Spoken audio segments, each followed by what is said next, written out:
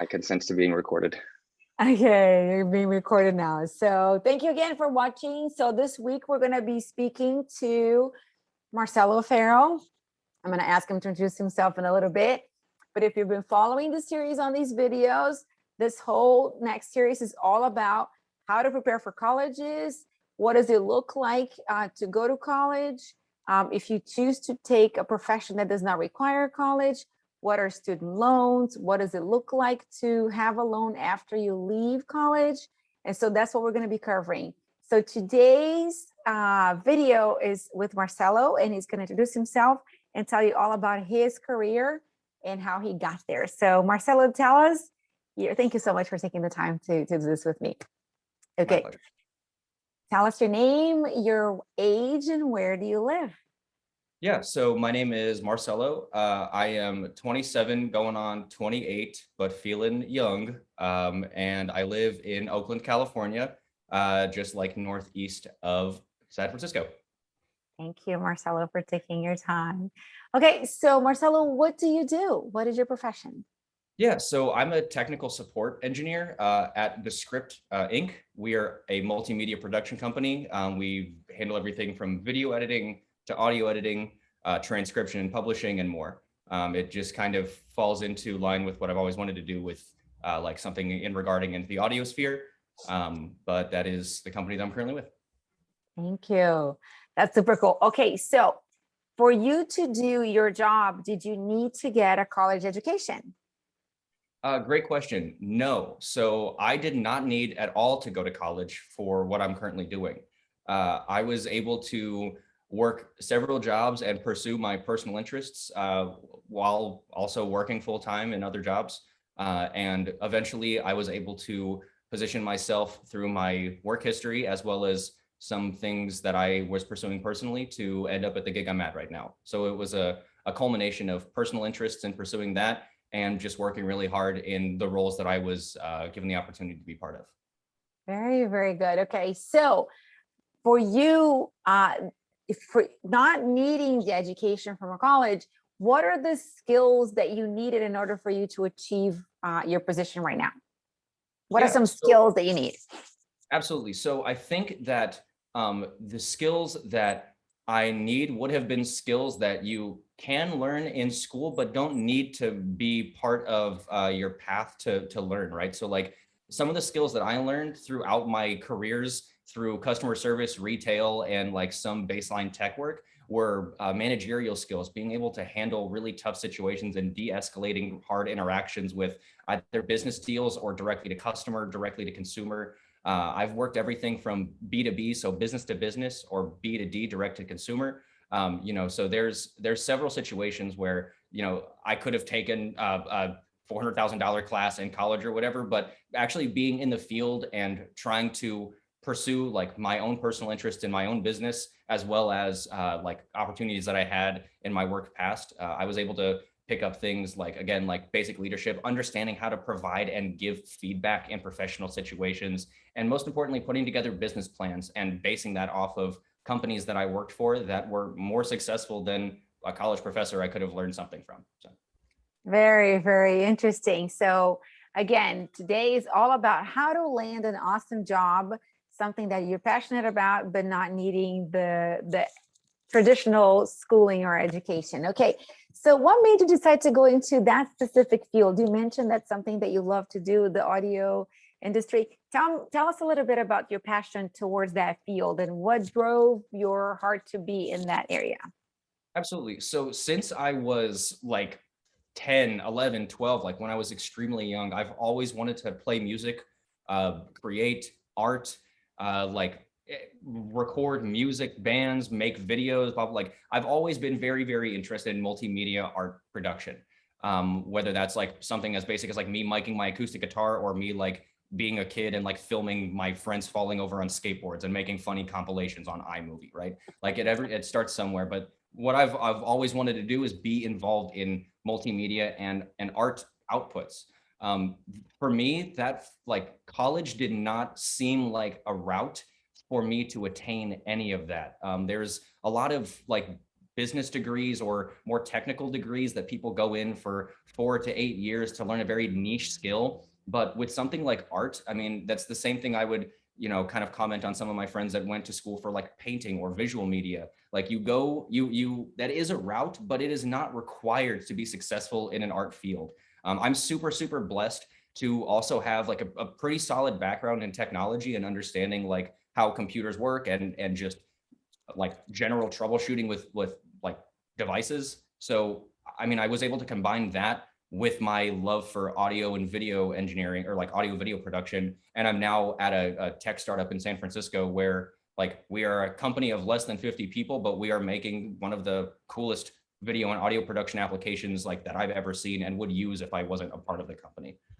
But it was through like my pursuit of my passion and also like positioning myself like work wise and in my career to be able to be a valuable asset to a company when an opportunity arises. Because if you're pursuing your personal interests and you're like solid in whatever gig you're at in the moment, there will be a time that an opportunity arises for you. And it's just if you're prepared to be effective in the role that's positioned or not.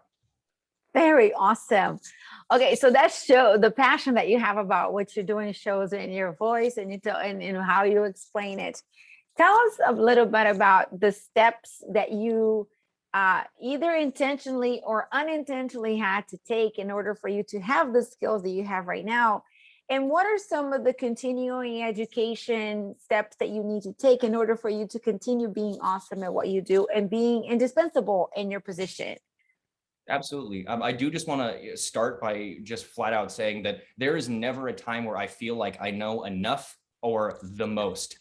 Every single day, no matter what I'm doing, if it's like something in my personal pursuits or in like my career path, like I'm every day learning something new. So there's not like a single second that I'm like, oh, I hit my max. Like, there we go. I'm good. I can answer all the questions. Like it takes your mind to be open enough to realize that you don't know what you don't know and pursue knowledge. That's like one thing that like you have to have that drive, whether like you like it or not. So that's I would just want to like kind of start there. But things that I did in my career to get me to where I'm at, to be frank, like I didn't have my first job until I was 18 years old, and my parents said we're not going to give you gas money anymore. So I got a job at the H&M at the mall and started working retail. And I started folding t-shirts and getting spat on by people with like while they push their strollers. So like you got to start from the bottom. There's nobody that starts at the top unless you're the 1%, live it up. But like through my like just understanding how a company should work, watching like a real life manager, my mom and my dad both had, like their own businesses and their own career paths, but kind of seeing that in practice, like outside of my direct family's view and kind of seeing like, okay, here's what a manager does. Here's like what a standard schedule is. And kind of just seeing like, here's how a business is properly ran. And then wanting to really take advantage or like take a further step in my career. I didn't want to fold t-shirts forever, right? So just naturally I was trying to improve in that role.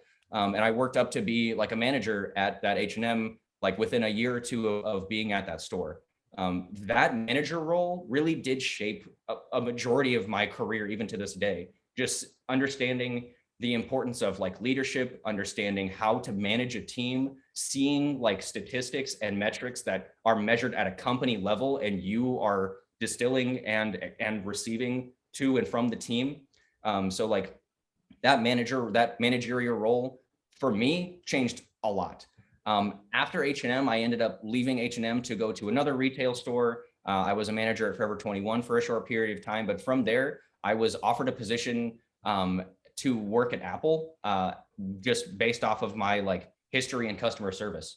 I started at Apple as like some of my foot in the door in technology. So that's kind of where I got my bearings for how to work in tech. I'd always been familiar with Apple stuff because I had been trying to record and edit video and audio and stuff. So I was semi-familiar with like the platform, but being like, I would not have gotten the job at Apple if I didn't take the time at H&M and several other retailers to gain the structural knowledge of being a good employee, of being able to know how to manage a team, hit deadlines and meet metrics. And like, that's if I didn't have that experience, there's no way I would ever have been at Apple, let alone be where I am today. So I think it's just like, I could go on about specifics of like what I learned at each job, and I'm sure that would be like super interesting to someone that wants to like get into, you know, hiring and HR analytics. But at the end of the day, I think like if you are always striving to be the best at your position and moving forward, and not being a passive employee, but being an active like seeker of knowledge and seeker of of personal growth, like you're going to end up coming out with some really sick traits, you know, like, and that might be something as little as better time management, which is something I had to learn as like a baseline employee at Apple, or as something as a baseline employee at H&M, or as something as intense as how to like reconfigure your MacBook when you like screwed it up and went to a sketchy website and accidentally downloaded the wrong like Katy Perry album, right? Like I know all of that because I cared about and was passionate about succeeding in my roles. And, you know, years later, I'm here in the Bay Area in San Francisco doing the tech startup thing because I had the correct positioning to get my foot in the door at a local Apple store in the Midwest of Midwest's mall. So, yeah. That is very interesting because there's so many people that do value education, but like you said, they feel like that once they have the paper hanging on the wall, they have arrived.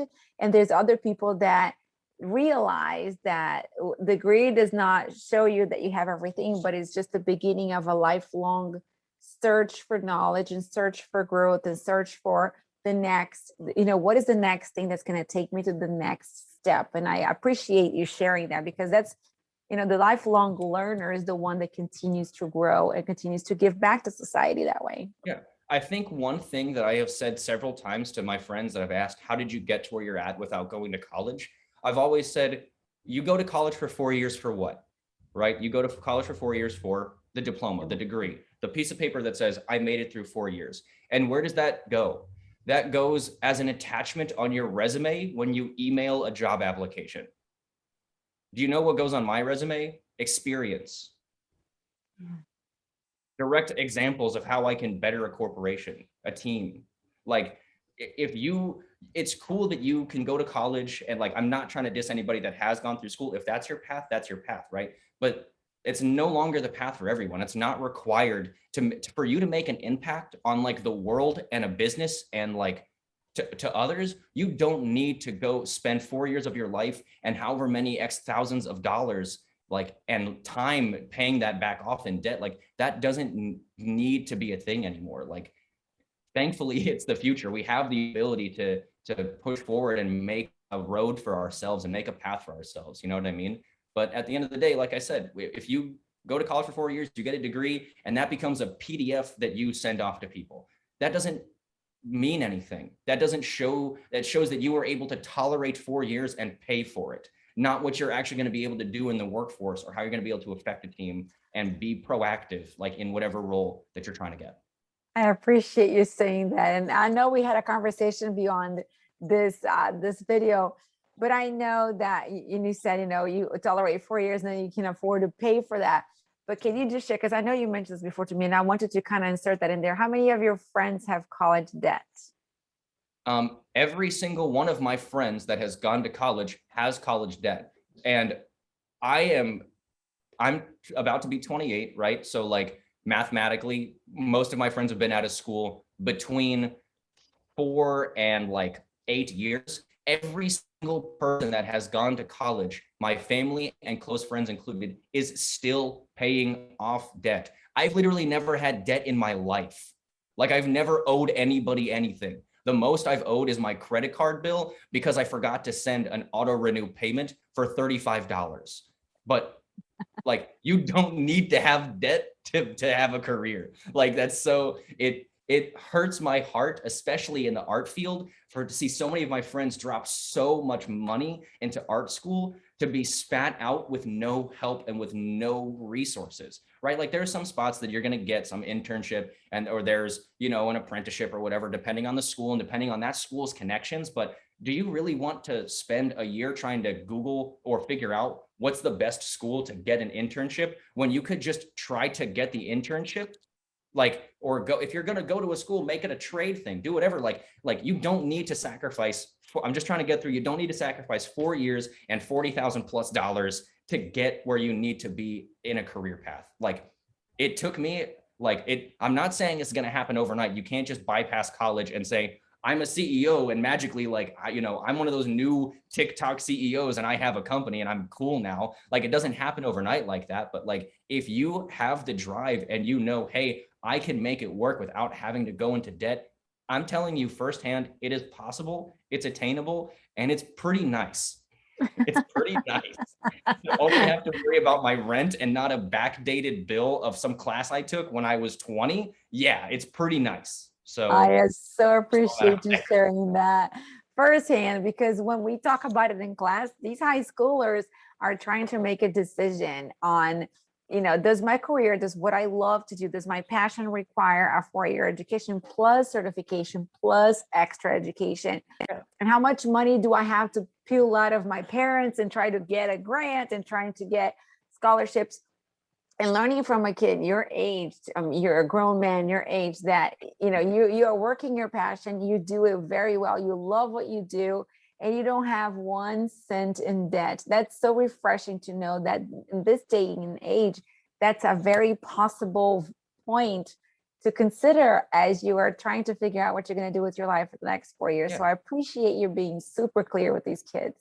Yeah, one thing I also wanted to add is when I was 18, I thought I wanted to train hop and buy an RV and just do nothing with myself, right? And you think a lot of things at 18 that don't last past 18. Okay, don't make any serious life decisions that will change the next 10 years of your life because you're having a really cool lucid dream when you graduation night, right? Really, really, really try to understand if you need a gap year, if you really want to go to college, if that's your thing, that's your thing. Don't make any snap decisions. Take your time. And while you're taking your time, maybe think about jumping right into the workforce and seeing if there's something that fits, or seeing if there's something that can carry you while you're doing your personal interests. I had a coworker when I worked at Apple that also didn't go to college, but wanted to be a designer. They were screen printing t-shirts in their bedroom. They were doing limited pressings of clothing. It was the 2012 homemade apparel era. But I mean, the guy stuck with it, and now he's in LA as a personal designer because he just continued doing what he wanted, and it was persistent about not spending the money that could have gone to school to establish his business.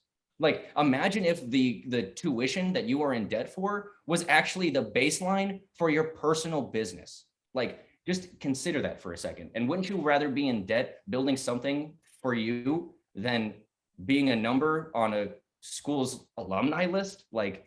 I mean, that's I don't know how you would pick one over the other, frankly. So that's an excellent point that you make. Instead of investing on an education that may or may not pay off eventually, why not invest that same money into your business or your company or whatever? That's a very interesting point that you make. That's an awesome investment to make in the future for you and for your family and for forever and ever, right? And not only for you, but if your company can help other families also make money, then you're all, you're moving forward from that inner circle to, touching people in the community. That's awesome to think about that. Okay, so now that you've lived this life and you have, you are really enjoying what you're doing and you're getting paid very, very well, and you don't have debt, which means the money that you make is the money that you keep. Looking back, you have hindsight view right now. Is there anything that you would have done differently that you think that you look back and you go, I could have done this to get ahead more, or I love exactly how my life, how would you answer that question?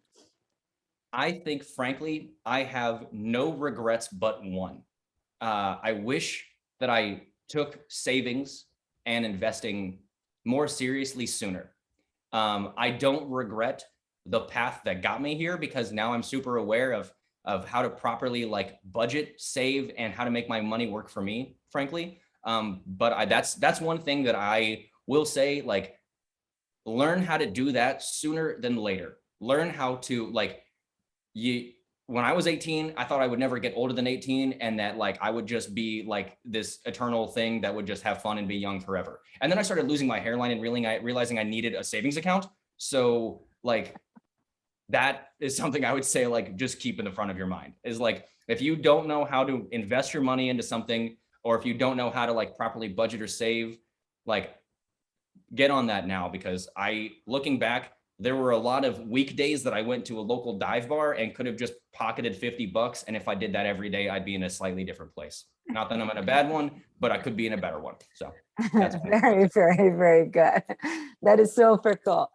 Okay, let's say that there's a high schooler that is really in love with the same field that you're working right now.